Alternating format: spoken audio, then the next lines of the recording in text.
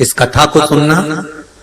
कहते हैं श्राद्ध पक्ष में ये कथा अगर सुन ली जाती है तो ब्राह्मण घर से अगर भूखा गया हो या दूसरी जगह से भोजन कर दूसरे घर में भोजन करने आए हो और हमारे पितर तृप्त नहीं होते हो तो रहू और रहनी की कथा हमारे पितरों को जब सुनाई जाती है तो हमारे पितर संतुष्ट होकर आशीर्वाद प्रदान करते हैं। ये वो रहनी और रहू की कथा। बहन का नाम है रहनी और भाई का नाम है रहू।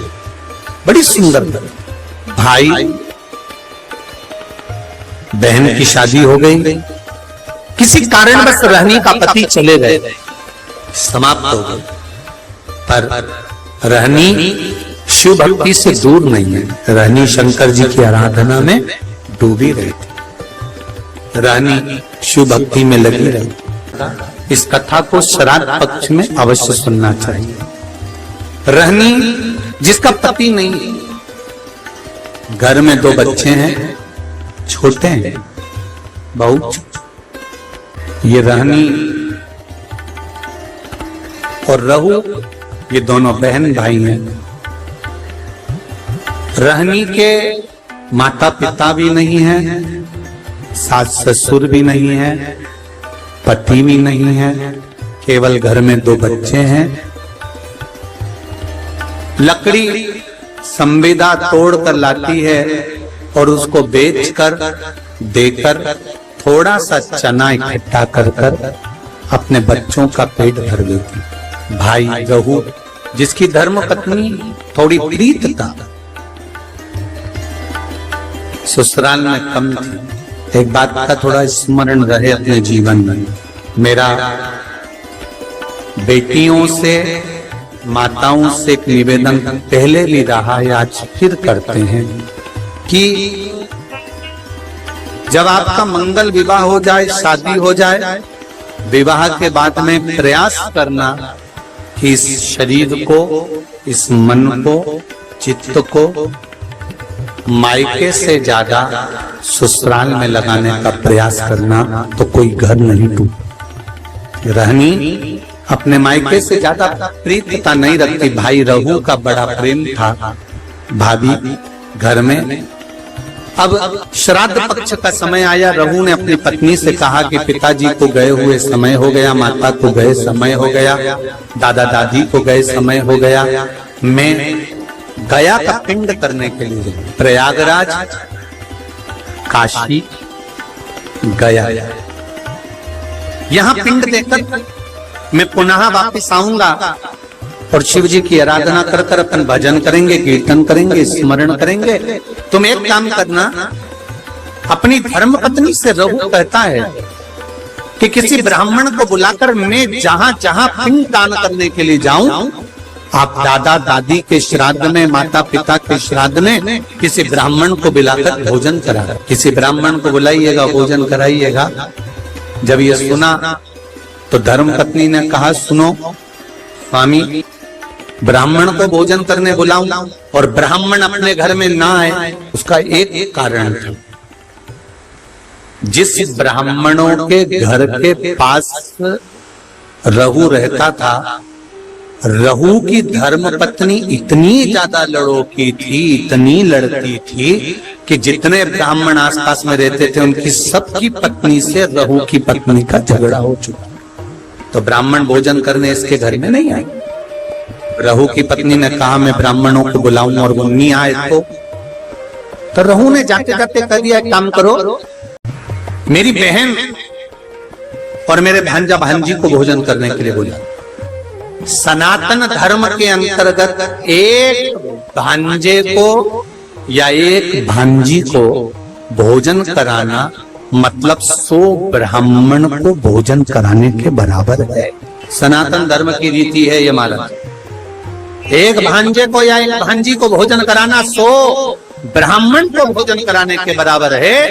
तो तुम एक काम करो, मेरी बहन रहनी को बुलाओ और अपने भांजा भांजी को बुलाओ, क्योंकि भांजा भांजी छोटे हैं, अकेले आ नहीं सकते, उनको बुलाकर भोजन कराओ। अब पति ने कहा कि तुम उनको भोजन करा देना, और पति चले गया।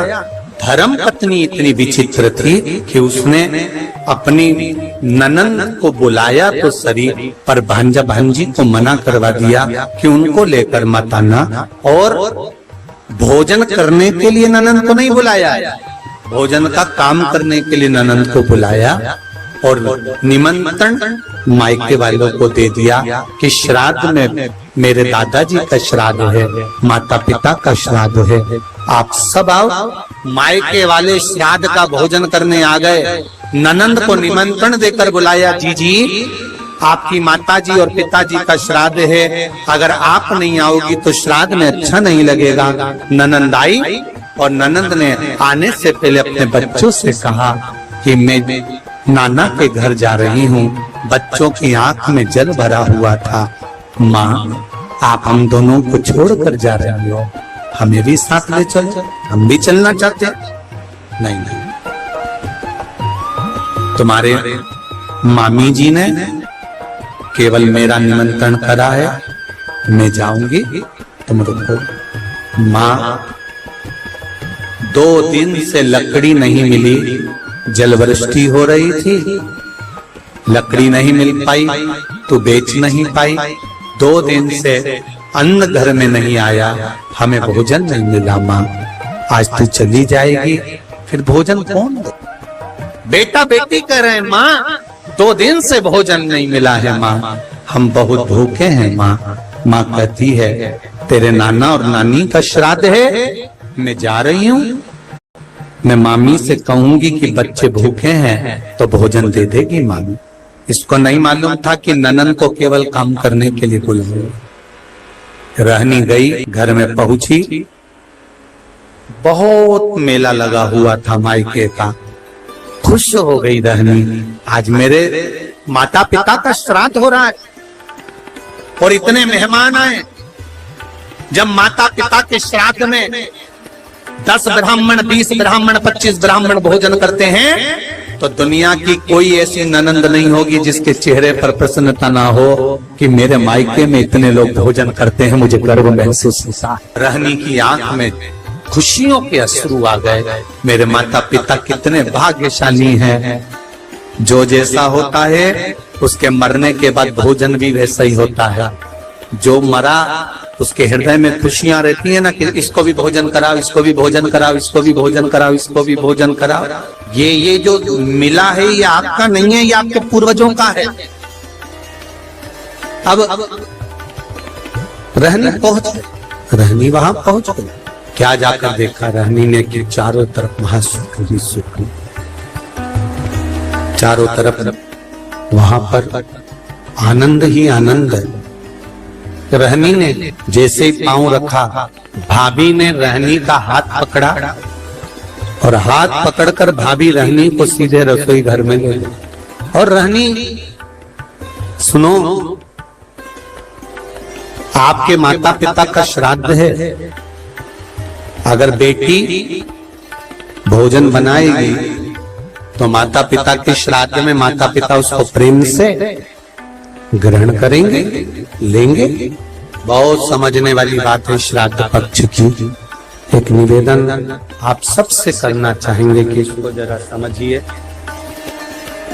इसको जरा जानना कि आप अपने घर में अगर नाना नानी का श्राद्ध कर रहे हो, भोजन बना रहे हो तो ठीक है, पर मायके में जाकर श्राद्ध का भोजन अगर बेटियां बना रही हैं, ससुराल से गई मायके और मायके में जाकर अगर बेटियां भोजन बना रही हैं तो वो श्रेष्ठ नहीं। मायके में जो भाभी हैं, भैया हैं, परिवार है, कुटुंब है, वो भोजन का निर्माण करे तो उसमें सुख का अनुभव होगा। पर भाभी ने कहा, जी भोजन आपको बनाना है क्योंकि आपके माता पिता का श्राद्ध है, तो माता पिता प्रसन्न होंगे, माता पिता को आनंद की अनुभूति होगी, माता पिता आनंद में होंगे। रहनी ने कहा, ठीक है, अगर मेरे माता पिता मेरे हाथ का भोजन करना चाहते हैं तो मुझे बनाने में क्या दिक्कत, मैं बना देती। रहनी ने भोजन बनाया। बेटी इंतजार कर रही है कि ब्राह्मण आएंगे, मैं भोजन परोसूंगी। और ब्राह्मण आए तो मैं भोजन परोसूं, इसका इंतजार बेटी को हो रहा था। पर रहनी ने देखा ना कोई ब्राह्मण आया, ना कोई संत आया, ना कोई सदगुरु आया, ना कोई वहां भोजन करने के लिए पहुंचा। अगर वहां पर पहुंचे तो केवल भाभी के मायके वाले पहुंचे, जो सब भोजन करने के लिए लग गए। और रहनी से कहा गया कि इन सबको भोजन परोस दिया जाए। भोजन परोसा गया, सबने खाया। आखिरी में रहनी जब भोजन के लिए बैठी तो भाभी ने कहा, जीजी हमारे गोत्र का श्राद्ध है, इसलिए आप इस गोत्र में भोजन मत करो। हमारे गोत्र का श्राद्ध है, इसलिए आप इसमें भोजन ना करिए। रहनी को उठा दिया गया तो रहनी ने पत्तल जो लगी हुई थी उसको उठाकर कहा, क्या भाभी मैं अपने बच्चों के लिए, क्योंकि वो तो इस घर के भांजा भांजी लगते हैं, क्या उनके लिए भोजन ले जा सकती हूँ? रहनी ने जब पूछा तो भाभी ने कहा, नहीं दीदी, ये जो बचा हुआ भोजन जब एक पत्तल में लग जाता है तो हम इसको बाहर नहीं भेजते, आप रखे रहने दो। माँ रहनी रोती रोती अपने ससुराल पहुंच गई। आज दिन भर माँ मायके में लगी रही तो लकड़ी लेकर नहीं आई और बच्चों का पेट नहीं भरा। बच्चे 3 दिन के भूख से बिलख रहे थे, आंख में आंसू थे। माँ भी आज रो रही थी कि जिस मायके में बेटी जाती थी, कभी माँ बाप उसको भूखा नहीं आने देते थे। और भूखा तो भूखा, कभी माँ बाप उसको खाली नहीं आने देते थे, कुछ ना कुछ रखकर अवश्य भेजते थे। आज वो मायके से भूखी भी गई और कुछ भांजा भांजी के लिए भी नहीं दिए। रहनी ने विचार करा कि मेरे परिवार में मेरे बच्चे भूखे हैं, क्या करूं? रो रही है, आंख से आंसू निकल रहा है। बच्चे माँ की गोद में आकर बैठ गए, माँ कुछ खाने का दे दे। माँ ने कहा, एक काम करती हूँ, मैं पड़ोसी के यहाँ जाती हूँ। और रहनी पड़ोसी के यहाँ गई। पड़ोसी के यहाँ जाकर हाथ जोड़कर कहा, मेरे बच्चे भूखे, क्या थोड़ा सा भोजन मिल सकता? पड़ोसी ने कहा कि भोजन तो था, पर अब भी हमने गाय माता को दे दिया, अब भोजन बचा। रहनी रो रही, रहनी की आंख में जल और रहनी रोती रोती आंखों में जल भरी हुई घर पहुंच गई। बच्चे बिलख पड़े, माँ भूख लगी। बच्चे बिलख रहे थे। भाई रहू गया जी ने जो पिंडदान कर रहा था, जैसे ही पिंड बनाए, पिंड सारे के साले जितने थे वो काले पड़ गए। उसमें काली तिल भी नहीं डाली तो भी काले पड़ गए। पिंडदान करा। पंडित जी से पूछा, ब्राह्मण देवता मैंने पिंडदान करा, पर ये पिंड जो बनाए गए हैं ये सारे के सारे काले पड़ गए हैं, इन पिंड का काला पड़ना क्या कारण? ये पिंड काले क्यों पड़ गए? क्या कारण है कि पिंड काले हो गए? ब्राह्मण देवता ने कहा कि जब घर में सब ब्राह्मण भोजन कर रहे हो, सब परिवार के लोग भोजन कर रहे हो और घर के भांजा भांजी के नैनों में भूख के कारण जल होता है, तब ये पिंड काले पड़ जाते हैं। हमको लगता है आपके भांजा भांजी भूख से बिलख रहे हैं। रहू ने कहा, ऐसा हो ही नहीं सकता। रहू बोले, ये नहीं हो सकता। मैं अपनी धर्म पत्नी को कहकर आया हूं कि अगर ब्राह्मण भोजन करने ना आए तो मेरी बहन को भोजन करने बुलाना, भांजा भांजी को भोजन करने बुलाना। तो ये हो नहीं सकता कि भांजा भांजी भूखे हो। आप पता करना, पिंड काला जभी पड़ता है जब भांजा भांजी भोजन नहीं करे हो और भूखे बैठे।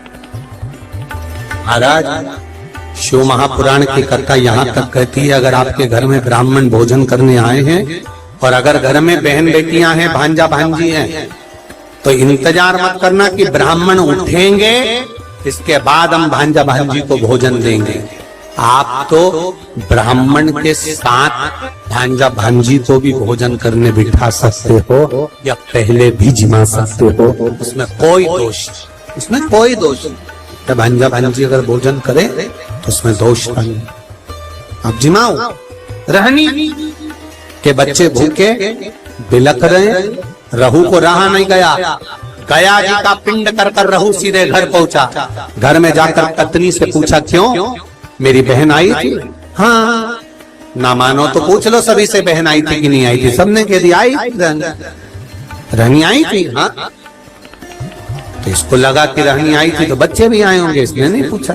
घर गया बहन को, दीदी ओ दीदी, हाँ भैया वीरा क्या हो गया? दीदी जिस दिन मैं पिंडदान करने के लिए गया था, जिस दिन मैंने पिंड दिया, उस दिन तेरे बच्चे क्या भूखे थे बहन? क्या तेरे बच्चे भूखे थे? रहनी भाई के गले लगकर रो पड़ी, भैया केवल बच्चे ही नहीं, तेरी बहन भी तेरे दरवाजे से भूखी आई, आंखों में जल। तू चिंता मत कर बहन, मेरे माता पिता और इन भांजा भांजी के नाना नानी का श्राद्ध अब इस घर में करना। मैं विश्वास से कहता हूं बहन कि पितृदेव कृपा जरूर करेगा। कर भैया भोजन होता तो मैं अपने बच्चों को ना करा देती, तो क्यों चिंता करता? कल मैं भोजन भेजूंगा, तू श्राद्ध की तैयारी कर। तैयारी श्राद्ध की। भाई ने बैलगाड़ी में सामान भरवाया, भेजने लगे। जैसे ही बैलगाड़ी में सामान भरकर भेजा, पत्नी ने पूछ लिया, इतना सारा आटा चावल शक्कर घी कहाँ जा रहा है? पति ने कह दिया, सारा की सारा मायके वालों को थोड़ा सा घाटा लग गया तुम्हारे, तो उनके यहाँ भेजा जा रहा है। अब मायके वालों का कहकर वो सामान सारा की सारा भेज दिया बहन के घर में। बहन के घर में सामग्री तो पहुंच गई, पिंड की श्राद्ध की तैयारी हो गई।